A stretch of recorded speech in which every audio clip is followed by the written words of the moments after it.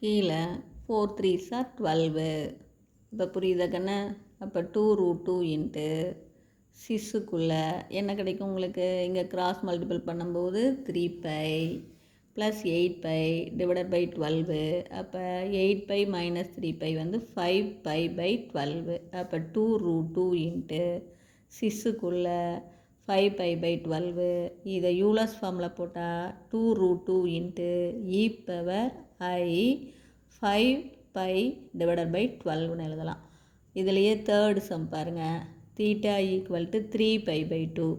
அப்போ நம்ம இசட்டுடைய polar form வந்து அவன் கொடுத்துருக்க 2√2 இன்ட்டு சிஸ் ஆஃப் -π/4.